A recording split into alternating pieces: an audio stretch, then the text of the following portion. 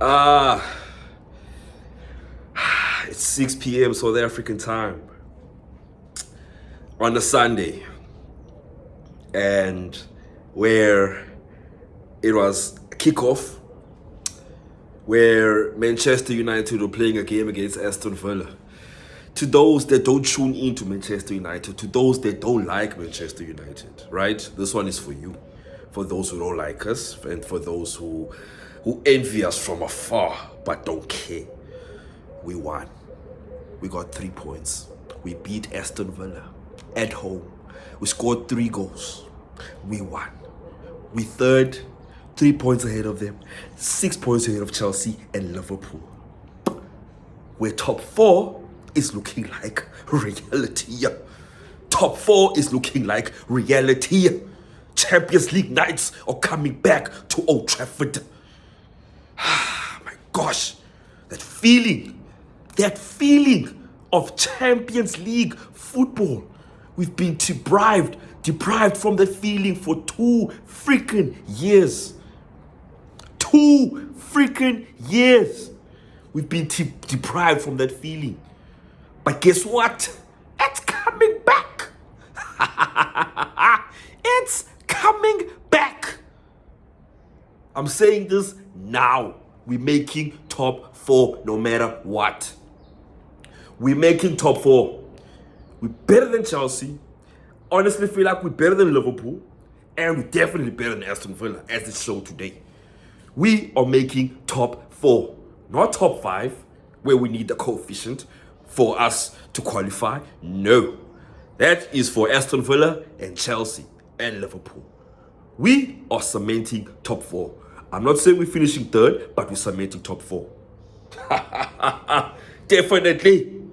To all the haters, to all the non-believers, to all the ones that love to see Man United down and out. Not this time around, my guys.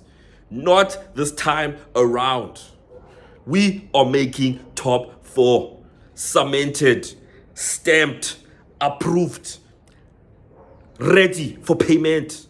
I am telling you, we are making top 4. Wow. Wow. Wow. Wow. Honestly, Bruno Fernandes, Mateus Cunha, and Casemiro. Honestly, and Benjamin Sesko. Honestly, in 2026, they've been our light. They have been our shining armor. They've just been immense. And one thing I like is that in 2025, who's this? Mbumo was shining, while Cunha was in his shadows. We were like, Cunha, we're not sure what's going on. And now that Mbumo is not shining no more, honestly, he's playing atrocious. Cunha is starting to come up. He grabbed the torch and is running with it. Actually, not even running with it, he's skiing with it. He's skiing with it, guys. Skiing with it. Surfboard. Come on. Like, I love it. Honestly, I love it. I love the fact that we can have other players who are not in form, while there will be others who will step up. That is mentality. That is quality. That is what we've needed for so long at Man United. Because at Man United, if Rashford was not performing, nobody else would. Nobody else would. For the longest time.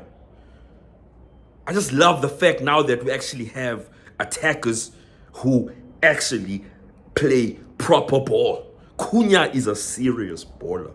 Cunha is a serious baller. 60 million, worth it.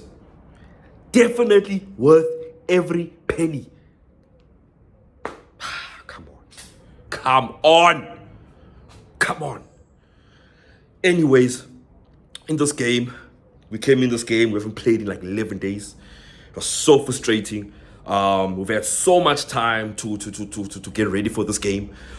With United, you never know what will happen, how they will start a game. So we're quite anxious because even though Aston Villa played on Thursday, and they actually won that game on Thursday, they came in with a bit of momentum because, they've actually won and we haven't played like 11 days. And the last game we played was against Newcastle where we lost. So the onus was on them in a sense, But we started the game. I mean, it was okay. Honestly, I'll say the first half was okay. We had some of the ball. We had majority of the ball. Aston Villa were not attacking, and we were actually on the front foot. And but it was just quite a dull half, even though we had the ball. It was quite a dull half, and we needed to come second half, and we needed to improve, which is what we did. Oh my gosh, that second half, honestly, in that space of, I would say, 10 minutes, was very sketchy. When Aston Villa scored their goal, they had momentum and everything was just going their way. We just kept on making mistakes. We just kept on allowing them into our box. And there was a point in time where they should have scored, Tammy Abraham, but this touch was terrible. But anyways, we don't care about that. Casemiro scores, beautiful goal. Bruno Fernandes, another assist. Aston Villa equalizes. Ross Barkley, imagine. How many times do these, I'm not saying it's a random brew, but how many times are these random players coming to United and scoring these goals? Last time this guy literally started the game was last year, 2025. His first game, starting, and he scores a goal. You just had to be Man United, had to be. But anyways, he scores a goal. Pissed off, honestly, because I honestly felt like there was a handball before the goal with Taron Mings. But anyways, we're not there. Great mentality that we still have, that we have as a team. Bruno Fernandes, our petrol, as I've mentioned, plays a beautiful ball through to Cunha. And what does he do? Finishes amazing. Arigato. Beautiful. 2-1. What else happens? Sesko comes on, scores immediately. Our striker is in form. Our striker has 8 goals in 10 games. He's in form. Our number 8 has 16 assists in the Premier League. He's going to break the record. Player of the year. If he does not get that player of the year, the Premier League is to be investigated for bias. If Declan Rice gets it, I don't understand why. He might win the league, yes, but that does not give him the right to win player of the year. I'm sorry, he does not. His stats do not match the ones of Bruno Fernandes. And the impact he has in games does not match the one of Bruno Fernandes. Bruno Fernandes deserves player of the year, definitely. Please stay. Please stay, Bruno. Please stay. Please stay. What else? Casemiro. I'd like you guys to go into the comments and actually just let me know. Is that a mistake that Casemiro's leaving? Or is it okay? Honestly, for me, I honestly feel like it's okay that Casemiro's leaving. But we need to put pressure on this board to replace Casemiro with someone who will actually play the way he does, the way he impacts games, especially on set pieces. Because we're going to be missing a big player in set pieces. We're going to be missing a big player in set pieces. That's what I've actually noticed after this game. That we're going to miss a big player on set pieces because he's literally the only guy who scores set pieces for us. So we're going to be missing a big player. And so just let me know if it's a mistake that Casemiro's leaving or not. Honestly, for me, I'll say it's he's been here for 4 years. It's time for him to go. It's time for us to move on, even though he's been amazing. But it's time. Honestly, it's time. And I'm just grateful that he's giving us these performances before he leaves. And I'm just grateful, man. Honestly, thank you, Casemiro. You're a great servant to this club. And I see the love that you have for this club. Thank you so much for that. And I appreciate that. And, as well as Maguire, just let me know. Would you guys give Maguire a contract extension or would you not? Honestly, for me, I wouldn't. He's a good player, yes, but we can get better. We can get better, We almost conceded a goal because of him, especially in the last minute. I don't know what the hell he was doing. Honestly, just could have passed to Lamens for him just to clear the ball. He decides to just hoof the ball straight to an Aston Villa player. It's just those bozo moments of Maguire that frustrate me the most, that I personally do not like, and where it's by I wouldn't want him as my centre back, especially if we are getting to the point of where we're actually in a title race. You know, those are certain moments that you cannot allow a defender to do. Because what if Aston Villa scored and they gained momentum and they scored again in the 3-3? But I'm not being negative, but I'm just saying, I don't feel like Maguire needs a contract extension. He can leave as well with Casemiro. Great servants to this club. They've been amazing. I think he's been here for 6 years. So it's been amazing. Thank you so much. And yeah, but honestly, guys, we need fullbacks. Man United needs fullbacks. Hi, we need fullbacks, guys. Because, wow, the fullbacks we have are atrocious. Diogo Dalot, atrocious. Luke Shaw, atrocious. The worst fullbacks I have ever seen. The worst fullbacks Man United have ever had. And the craziest thing is these guys have been here for years. Both of them have clocked 5 years at Man United. Luke Shaw actually has clocked 13. I think it's his 13th year now. And Dalot, I think it's his 6th year. I'm not sure.